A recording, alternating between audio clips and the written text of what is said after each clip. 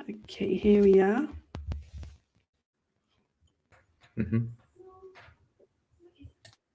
Okay, here we are. Namaste and welcome to Nepal Report Presents Impact Anywhere with Sunayana Yogi. With a few more viewers to join in for the time being. This beautiful Friday afternoon. Thank you all for coming in. And the purpose of this show is basically to have as many international speakers here to share their journey on how to tap into their inner human potential and also, to help people as much as they can through their experiences and through their achievements what they have done so far. And I'm so honored to introduce today's who is a very active global educational specialist, also a youth diplomat, Mr. Thomas Ch'ng. Thank you so much for your time, Thompson, for coming here. And I'll just let you tell me a little bit more about how you're feeling about Sydney's lockdown to start with. Yeah, thanks so much for having me, Yogi. It's good to be here with you. And I think that obviously with the lockdown in Sydney, but also in many parts of the world, including in Australia as well, has always been a tough one. I can only feel and imagine that being right in the heart of the lockdown area. I think this obviously has been a very challenging one for not just myself, for anyone in a lot of aspects, from a mental health aspect to economical aspect. People are losing some of their jobs and their income, so it's tough. But I think it's important for us to continue to be determined and be positive. Absolutely. Such a wonderful message out there for people. And also, whoever is streaming us live, welcome to you all in our first Impact Anywhere show with none other than our special guest speaker, Thomson Ch'ng. And with that, Thompson, I have seen that you have achieved so much, and then when I went through the list, it was like 10 plus awards. And it just, I'm with the whole surprise how, as a human being, going out there with your all, life, let's say, you've got your study that you got to do, you did your uni here in Australia, and then being an international student, you had your own journey. And on top of that, you are so actively volunteering and involved in as many organizations. And here, when you look back, all these achievements that you've made so far, what are your thoughts? And how did you make this possible? I think when I look back and if I think of myself about 10 years ago, I probably wouldn't imagine all the things that I've done. To be really frank, I come from Malaysia, and for those who know Malaysia, I come from a little town called Butterworth, which is a small town in the northern part of Malaysia in the state of Penang. People may know Penang because it is famous for its wonderful food and also tourism destination. But I come from Butterworth, which is the mainland side of Penang state, where I grew in a family of five. And I have my dad, my mom. My mom actually passed away many years ago when I was a kid. And I have a brother and a sister. So we grew up from a small family. We don't come from a super filthy, wealthy, rich family. My mom operates a small bakery to help support the family. So I come from that background. But also I think, just thinking back of my journey, I mean, you mentioned that I did a lot of volunteering during my time as a student. That is probably because when I was a kid, I remember my mom tend to bring me to a lot of this volunteering work. She was very much involved in a lot of community organizations, community work, while she was, busy operating the bakery. And of course, being a traditional housewife, I come from that very traditional family. And normally mom is the one who does a lot of the house chores. So she was an inspiration for me, and she still is an inspiration for me. So I think she was a very big factor in my life in terms of going out to the community, making connection with people, but also more importantly, making an impact, which is the topic of the show is, in Right. the life of many people.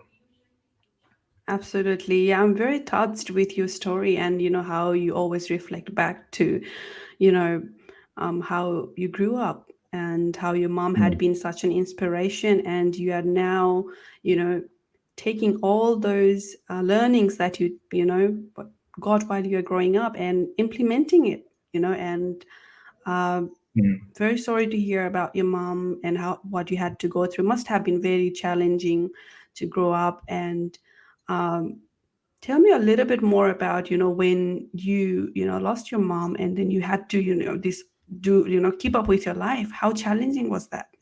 Oh, yes. I remember that it was during my early high school time. So I was in my early teenage. And as you can imagine, Yeah. when you're a teenager, you've gone through this period of what we call being rebellious, where you tend to Mm-hmm. sort of know, like you tend to feel that you know everything in the world. And Mm-hmm. it was a very tricky situation between the parents and the children relationship because um, kids at that point of time, and I'm talking about myself, tend to be a little bit quite rebellious.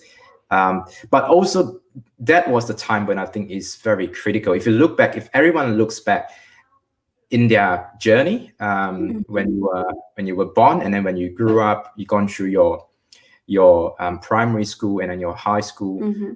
that journey when you were in your early teen was quite crucial because it's sort of, that was the make and break kind of moment where either you will go to be absolutely great in your life or you will go the other way. And I was glad that, even though I lost my mom, but that was tough, as you mentioned, because when I lost my mom, I felt that, my world is gone because she was a strong pillar of support in my life. I Mm-hmm. was very attached with her.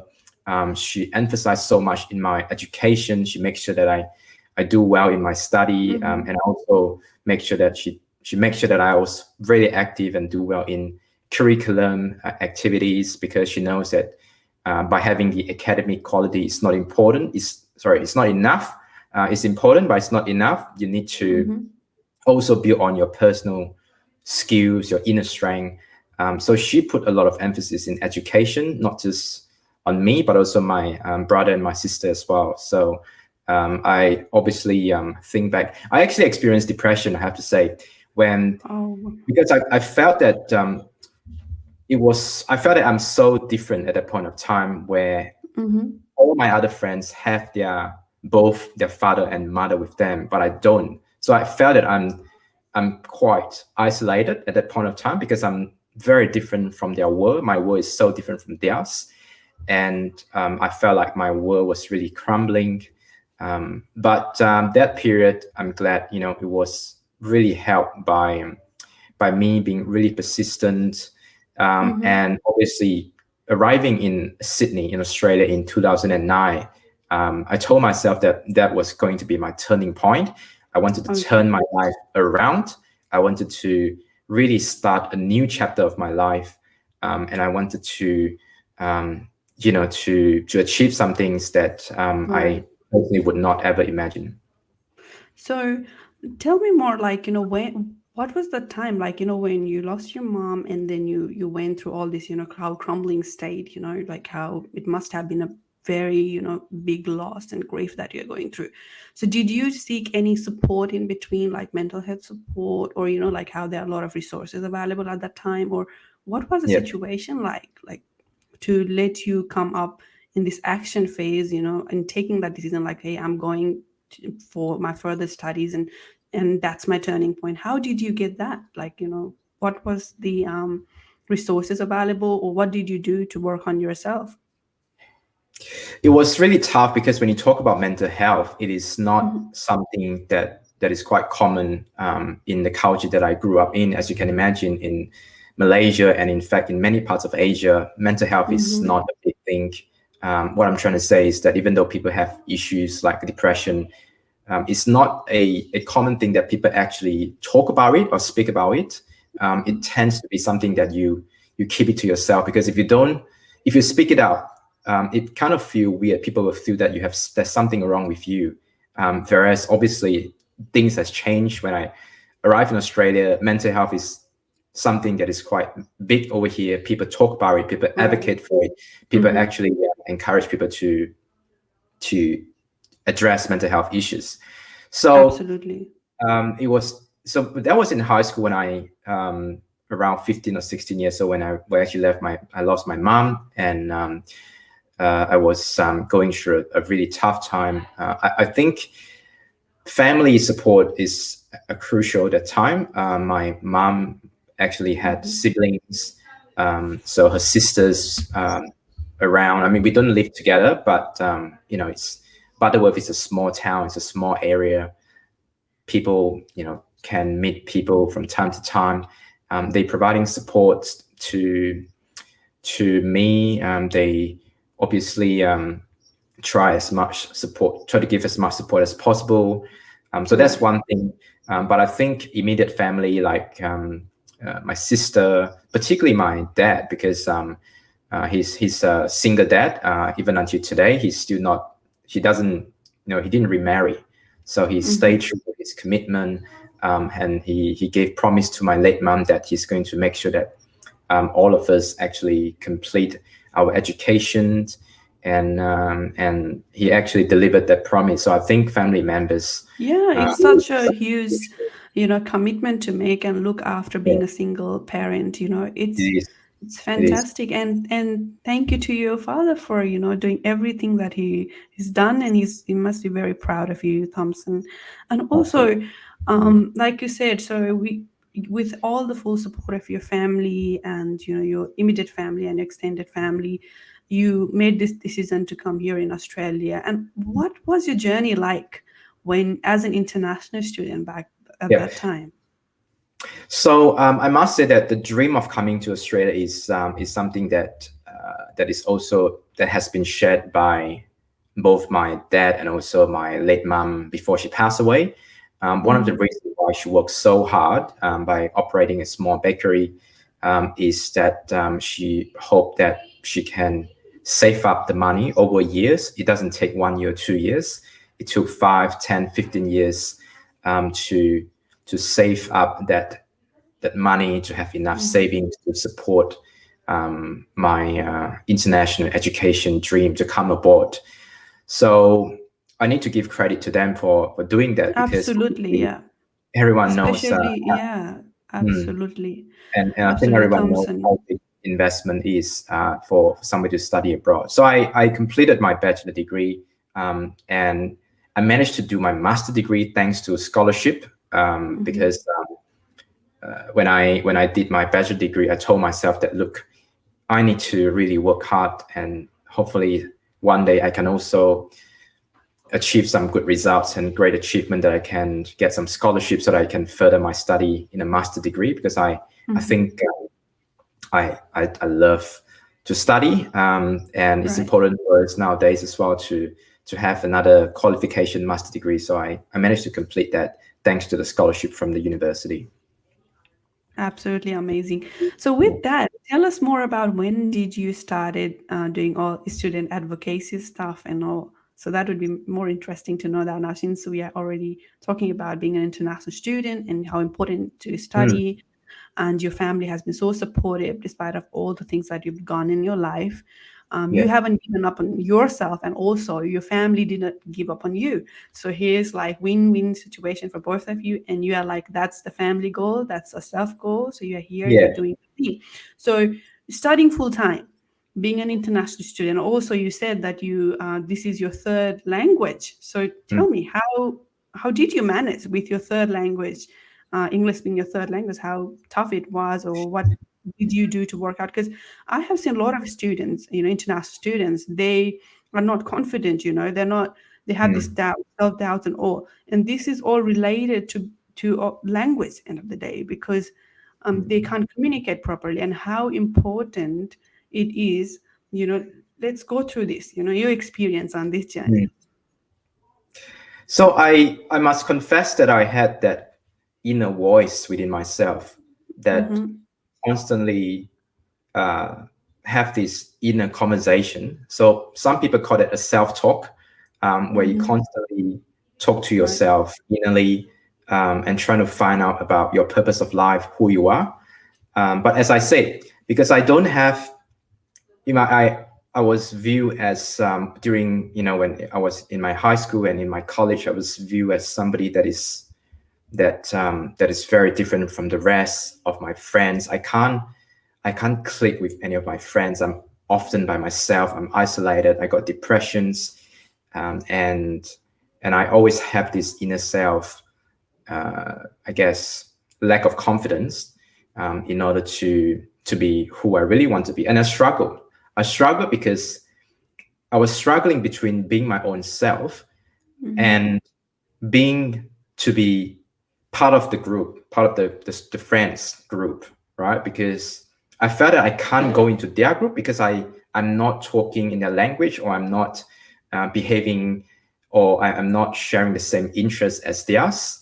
And I Mm-hmm. tried so much, I tried so hard to impress, only to realize that, and this is after I came to Australia, after a few years, only to realize that we shouldn't try so much to impress others in order to be part of their world. We should be ourselves. So coming to your Absolutely. question about student advocacy, so when I first arrived in Australia, I'd never expect to embark on a journey to be a student advocate. Right. I just hope that this can be a turning point for me. The common challenges faced by any international students, regardless of which country you come from, are often the language barriers and the cultural barriers. That is quite universal. Is any international student would face that. And on the Mm-hmm. language side of things, I think that's always challenging because, I mean, we learn English back in Malaysia, but we don't speak and practice. We know how to write, we know how to read, but it's not common in our daily life.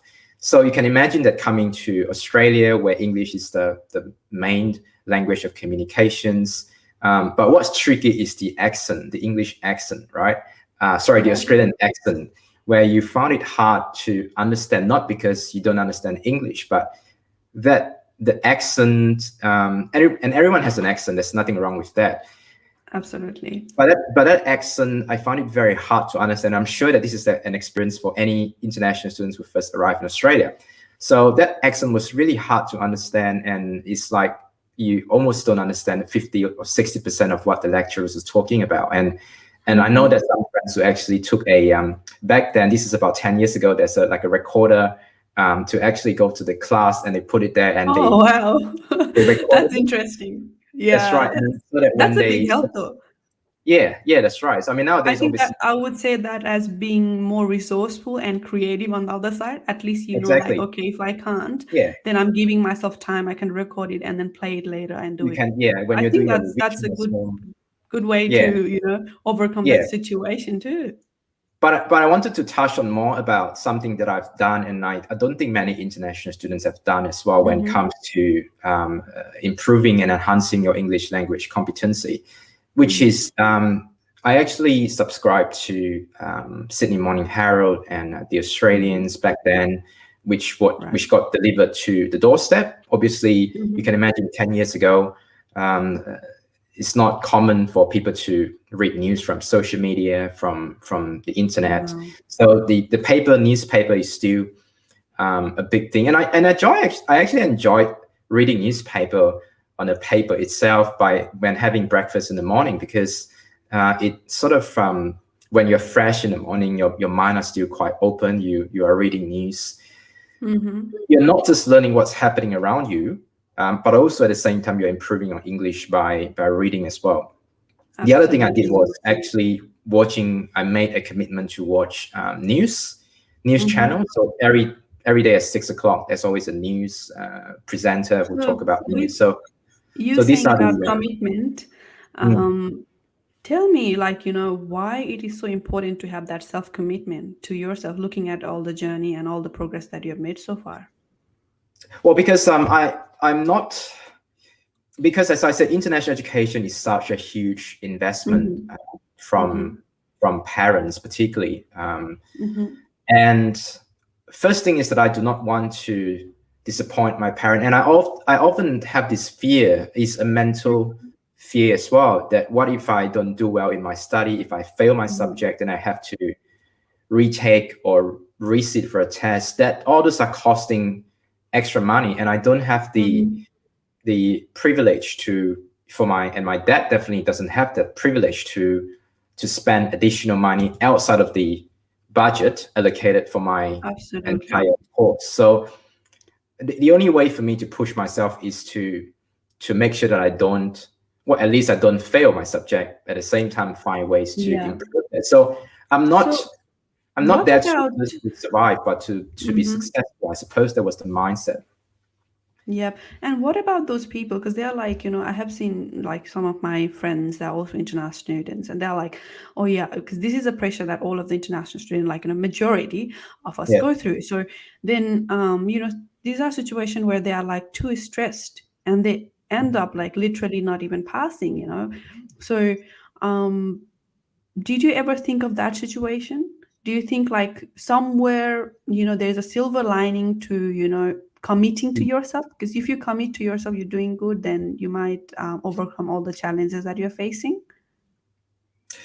I think there's a saying, right? It says that if you Mm-hmm. aim for high distinction, you get distinction. If you aim for distinction, you Mm-hmm. get credit.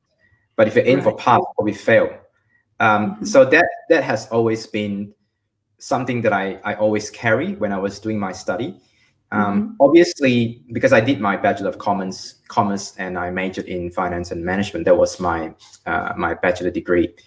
And one way, of course, is to make sure that you do well in your internal assessment Mm-hmm. so that when you go to your final exam, you don't get stressed out because if you has achieved, I mean, depending on the percentage. So, for example, if a subject says that your Mm-hmm. internal assessment will accumulate 50% of your marks, Mm-hmm. and then your final exam is another 50%, then you Mm-hmm. have to make sure that you do well in internal assessment. You must Right. get at least, like, I try to do at least like 30 or 40 marks in my internal assessment through assignments or small tests. So when I go to the final exam, I don't have that psychological pressure to Mm-hmm. do that. So we have to, and I think that is a good reminder that we can't be lazy to leave everything until the last minute. You got to start Absolutely. So doing well in the being very proactive is something that would take you, yeah more yeah safely, faster, and I guess yeah. with not much mental pressure, let's say about that. Well, But thank you so much can I for also sharing touch on how one you. thing? Can I also touch on Mhm. another thing which is quite important, which is about Yeah. learning methodology, because everyone is so Mhm. different in that. I learned Absolutely. about that when I went to see, and the other thing is I actually went to see my student counselor, the Mhm. student service support manager in my campus, Mhm. and she provided me with the like a test to actually assess what is the best way of learning for me personally. So Oh, um, wow. It's for me, fantastic too. that's right. So for me, is I'm a more of a I like visual and I like listening. So that's if I Mhm. watch YouTube and all those, this is where I learn the most. But Absolutely. for some people, they prefer reading, right? So they Mhm. prefer their presentation slides, the lecture slides from the lecturer, or they prefer the assignment brief, or they prefer textbook. So it's important for students to know what is the your preferred learning methodology in order for you to be effective when learning and acquiring knowledge. Absolutely. This is like one of the real nice outcome that Mm, people need to know how their input is into their brain. As for example, like you said, if you know your type, your personality type, let's say an example, you're visual and you are more audio. So mm, if you can do that, then you'll be focusing on those two areas, how you can, you know, have more input on this. mm, So that's actually great. Even like when I did my test, I was more of visual and kinesthetic, meaning like I need to go and do things by myself, and yeah, also very visual. So yeah, absolutely, this is a great tool that many students can use for and I think yeah, go and get this advice of Thompson sharing mm, this great way to be better at what you're doing. Actually, this is how you yeah, accelerate. with speed. So, and also I have few comments from AK saying he also prefers visual and also doing things to learn. So thank you, AK. And yeah, it's yeah, I think it's really great that you already know what you are, how your Mm, inputs are, yeah, and yeah, it will help many students, not only students, I guess, for more youth out there. If they implement this, they know about themselves, yeah. the way they function would be more better. So with that, let's move on to your current affair that I was seeing with Prime Minister Scott Morrison. So you were on the meeting with them. So what is this all about? If you could take us through that. Yeah, so obviously in my student days, I have developed my interest and passion in advocacy. And when we talk about advocacy, it's often about, and everyone defines this differently, but for me, it's about making an impact. Again, the word impact is here. So making an Absolutely. impact in somebody's life. And you can do that through advocating for somebody. You can do that through influencing policy, which has been one of my favorite because I think policy is something that is not being. I mean, there isn't much input from the wider audience, members of the community, into policy of government. And I'm saying that because policy is not generally something that is quite interesting for um, anyone in a society. It can be So quite dry. to It can be start quite. with, if I could ask you something, what is policy? Like let's just start with the basic. What is policy? I think the simple word to describe that is a set of rules and regulations that help create that framework that govern the society. If Hmm. that's probably the simple way I can think of to explain what Hmm. policy is. Um, Absolutely. Policy obviously is in a much more bigger scale, which can be translated into um, law, into act, that Hmm. requires debate in the parliament for Hmm. countries who operate at a parliamentary democracy, like Australia, for example, where you have members of parliament who actually debate and discuss and create act. But I think policy is basically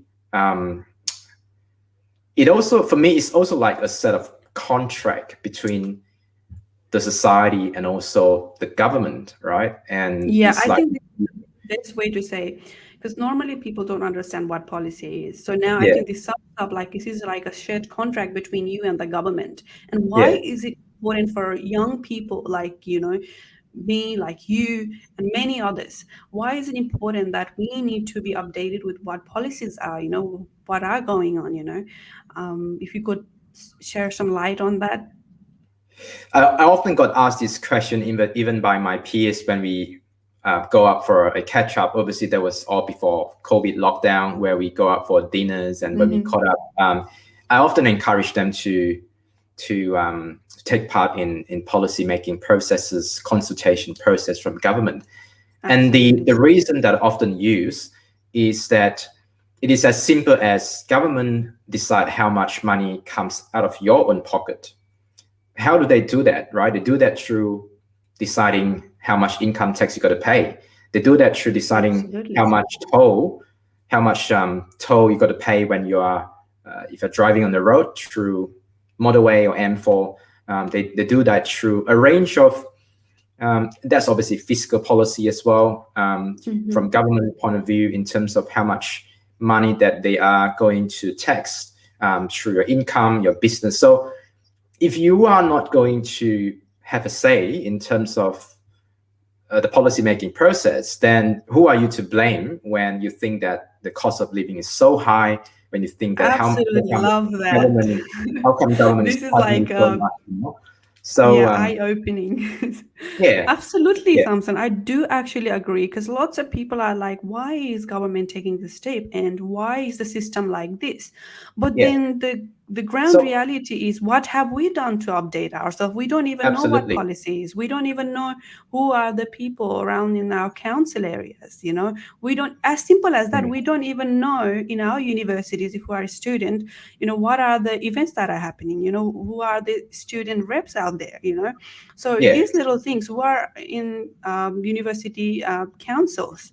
So, and to sum up all this, what I can see is, you started all this through, once you came here in Australia and as an international student, you started learning about this stuff and you started advocating. So let to sum up, let's talk about a little advocacy part of yours. So since we have already talked about policies, Mm. so how did you, what were your major projects, let's say, on advocacy? Yeah, that's a good question. Now, I have to first confess that I don't come from a law background, so I didn't study law in my degree. I did not suddenly study international relations or politics in my degree. I really Mm-hmm. only developed my interest in advocacy and policy through my volunteering work with student organizations. Mm-hmm. And I think there are a couple of, I guess, when I reflect, there are a couple of things that still fresh in my mind. And Mm-hmm. I give you one or two examples. One of them were actually in relations to um, a visa status of an international student, Mm-hmm. where the visa was got cancelled, not because he wasn't doing the right thing, but there was some discrepancy in terms of the record um, in Mm-hmm. the Department of Immigrations in Australia, and the immigration department insisted that the visa is not valid. So student came to me, and also back then I was involved in international student organizations, and we decided that, look, that needs to be something needs to be done, because if you don't do anything, he Mm-hmm. can't continue his study and complete his study. That's a major thing for him. And besides, he was a victim of crime. He was being beaten up by somebody, and he has suffered a lot in his life. So we decided to leverage on some of our connections and contacts with the government. It's funny that the immigration minister back then was the current PM, Scott Morrison. Um, Oh, and okay. um, and we spoke to his office, and we said that, look, we think this is not right. We need to do something about it. So the other thing was also building that allyship with other important stakeholders. And often, I think people often underestimated the importance of having an ally from institutions, from universities, from Mm-hmm. NGO, civil society group that actually come together to advocate for the same thing. Because you like it or not, one fact that all international students need to know and need to understand, and this is a very harsh fact, is Mm-hmm. that international students do not have voting rights in Australia. Absolutely. Yeah. And politicians only listen to the voters, because they are the one who decide whether they got elected in the next election or not. It's like their whole future depends on the voters. So why would they? Their income, their career depending on the votes from the people who voted Absolutely. for them. So if we're not smart enough to leverage on the allyship and relationship with key stakeholders who have a Mm-hmm. more influential positions, because they are voters, they are locals, and they can amplify the voice of international students, then we are not doing the right thing. We're not in the right track. We can't work in a silo. So that was one major thing and the end story for that is that the students were able to come back to Australia, and Mm-hmm. he considered his story. The other thing was about, and this is some a little bit of history that maybe not Mm-hmm. many international students know about, which is back Mm-hmm. then, this is around 2013, Mm-hmm. 2014, Right. immigration department only recognized one English test. And I'm not going to name that because, this is obviously something in the past. I'm sure you're able to look it Mm-hmm. up on the internet. Mm-hmm. So only one English test. And the consequences of that is that students take multiple time of the test, and you couldn't pass it, couldn't achieve the score in order for them to be eligible for their visa, not Mm-hmm. just student visa, but also for temporary visa. So long story short, we spoke to the government together with other many allies, partner organizations. We think that there are many other tests out there. Why are you only recognizing one particular English test? Because this is a monopoly, and Absolutely. Look at that. you need to have you need to give students the choice to choose which English test that suits them the most, because every English test has different assessment methodology, and it may suit Absolutely. you but it may not suit me, for example. So you need to give students that choice to choose. So that was a major advocacy win. And even until today, I still have friends and students who said that, look, thank you That's a big for win. that. Like I have Yeah, found a lot of students. Even I remember that change. Like yeah, I think it's a massive change, and I'm glad you're also involved in all those. And I would thank you personally, me being an international student myself as well. Oh wow, that's so. Here we can like see what the power of understanding what policies, what advocacy is, and just doing all these little by little things actually yeah, accumulated into actually making a massive change. yeah. So, and what would you like to share, this message in terms of advocacy to young people out there? I think I can say a very simple thing, which is life is more than just you know doing your assignment and attending classes and playing games and watching TV. I think life is more exciting than that. I always think that your study is always a priority, is if you're an international student, but it really depends depending on your purpose of life. So somebody like me, I wanted to get involved for many reasons, right? Because I wanted to take ownership in my life. And if you wanted to decide your future, if you wanted to take ownership in your life, then you need to first get involved. But before you get involved, you need to first get informed. So Mm-hmm. what do you mean by that? You need to get informed by, at least, do you have the habit of watching news? Do you have the habit of knowing what's going on around you? Because the other thing that often we realize about international student is the whole integration with the wider community.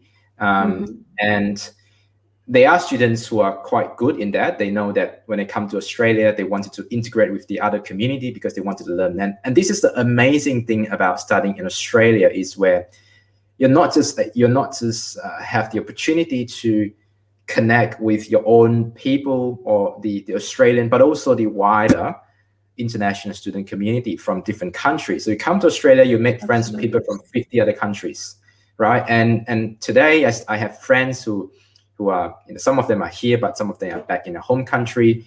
And so this is the definition of global citizenship. If you're wonder what global citizen is all about, it's about Absolutely. knowing what people's culture are and how to interact with them, and more importantly, be able to see perspective from their point of view, because often we are so um, focused on ourselves, and we are not seeing what other people are seeing or experiencing enough. And Mm-hmm. this is quite bad for the society in general. So get involved. I think get involved, get informed, but also get inspiration as well, So because there's a how, different. Mm, like you said, people are more focused into like so many things, but then they're actually not focused on the things they have to more focus on. Let's say, for example, they would be focusing, oh my god, I've got assignments and assignments, or oh my god, I've got like job. But then your message out there to people is to actually, you know to wake up from that. There's more to life than just sticking yeah. into one thing. So in the same time, I would just get few more messages. What about like some people that are more like introvert in nature? Do you have any like suggestions for those? Yeah, look, I think today's world is so unique, and it's interesting to ask this because we are in a pandemic at the moment. And I remember somebody Hmm. telling me, a friend who is a very introvert by person, and he said that, you know what, I love this lockdown, because this is me. I don't like to go out to meet people. I don't like to interact with people. I just like to be at home and just be myself. Hmm. I'm with my computer. So I think the choices at the end of the day is in your hand. But Hmm. before you know what you want, you got to discover yourself first, right? And Hmm. I can say Absolutely. that my perspective about me personally in terms of what I want in life has really changed compared to 5, 10 years ago, because the journey itself, the international education journey itself, is what we call a self-actualization process. Now, what do I mean by that? When you are away from your comfort zone, when you're away from your home country, when you're away from your family, then you suddenly felt that you are by yourself, and this is where you have the great opportunity to discover yourself better. It's not just about discovering what you want to be or what you like. It's also about discovering what you don't like. Mm-hmm. Because if you know what you don't like, then you would slowly be able to find out what you really want to be and what you really like in your life. And I think it's very important to do what you enjoy doing in your life, right? And Absolutely. life is so fragile. You just have to enjoy what you do. Absolutely. This is a really, really great message. Life is so fragile and you need to enjoy what you do. And I'm so sure that Thompson has got like more to give out to community. And his experience that he has shared today is, I think, going to help a lots and lots of people. And also, before we wrap up, Thompson, is there any particular impact that you want to see out there in the world? I think everyone has the power to make an impact in other people's life. You don't have to be, and this is always something that I always tell people, you don't have to be a massive influencer when you have 10,000, 20,000, 100,000 followers on your Instagram or your Facebook, or your TikTok, in order to make an impact in other people's life. Mm-hmm. You just need to be an active citizen. You need to first, again, be informed with what's going on around you. And second, try to think about a way to make a positive impact out of people's life. But having said that, of course, know your priority. That's very important. If your priority for this year, I mean, we are in September now, 3 more months before 2021 ends, right? Reflect and think about what is your priority between now and the end of this year. Because if your priority is to focus on your study, and for some of you who are in your final semester of your study, then absolutely just focus on that. Have a laser focus on that. But when you come back to impact, I think this is all about what kind of difference that you wanted to make in not just your life, but other people's lives. So that's what I think impact is all about. And I think impact is a really powerful word for all of us to remember. Yep, absolutely. Thank you so much, Thompson, for your time. And I really wish you best of luck for whatever plans you've got out there, and especially with advocacy and how thousands of lives are changed. Like, honestly, thousands of lives are changed being in that arena of advocacy and policy development. Thank you so much. And to all of our audiences this Friday afternoon, thank you so much for your time. And I'll see you in next 2 weeks. So we have this show every month, twice, and we'll have another amazing speaker, and we'll reveal who is the speaker very soon. For now, we want to keep it nice little secret and put in that zone who might be. With that, thank you all for tuning in, and I'm going to end this live session right now. Have a great weekend and stay safe. Get vaccinated. See you, everyone. See you.